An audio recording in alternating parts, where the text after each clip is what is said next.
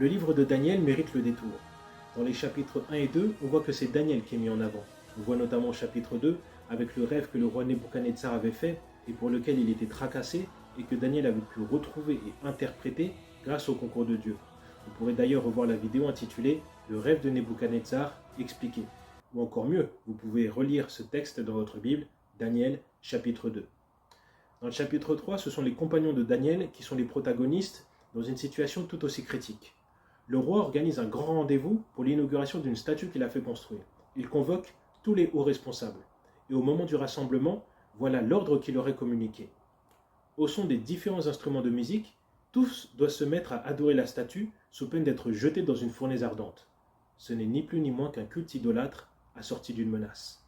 Le signal est donné. Tous se prosternent, à l'exception de 3 personnes, les amis de Daniel, Shadrach, Meshach et Abed-Nego. Ils sont rapidement dénoncés et convoqués auprès du roi. Le roi les menace, mais leur donne une seconde chance. Et dans son discours, il va leur poser une question qu'il n'aurait peut-être pas dû poser. Quel est le Dieu qui va vous délivrer de ma main? La réponse des 3 hommes, nous n'avons pas besoin de te répondre là-dessus. Si cela doit être, le Dieu que nous servons peut nous délivrer, et il nous délivrera de ta main et de la fournaise ardente. Sinon, sache, ô roi, que nous ne servirons pas tes dieux et que nous n'adorons pas la statue d'or que tu as dressée. Voilà la définition du courage et surtout une réponse pleine de foi. Ces 3 hommes ont préféré résister au roi et rester soumis à Dieu plutôt que de s'écarter de leurs convictions. La foi en Dieu nous aide dans les épreuves, mais parfois, c'est le fait d'avoir foi en Dieu qui nous conduit dans les épreuves. La colère du roi est telle que la Bible dit que son visage a changé et que la fournaise ardente a été chauffée 7 fois plus que prévu. Imaginez la chaleur. Et les 3 hommes y ont été jetés avec toute leur tenue. Mais maintenant, c'est la surprise. Le roi passe de la colère à la peur. Il avait jeté 3 hommes dans la fournaise et à présent, il s'étonne d'en voir 4 en train de marcher au milieu du feu. Certains émettent même l'hypothèse que Christ serait la 4e personne. Rien que ça. Ce n'est qu'une proposition, mais toujours est-il que lorsque Dieu délivre, c'est toujours extraordinaire.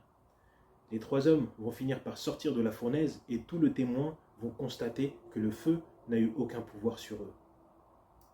En plus de nous montrer la souveraineté de Dieu, ce récit nous montre l'abnégation de ces 3 hommes qui ont refusé de se compromettre malgré le fait qu'ils soient en captivité et en terre étrangère. La Bible nous dit ceci dans le livre des Chroniques. L'Éternel parcourt du regard toute la terre afin que s'affermissent ceux dont le cœur est tout entier consacré à lui. Même quand ses enfants sont en captivité, Dieu a toujours soin de son peuple. Le début du passage parlait d'idolâtrie.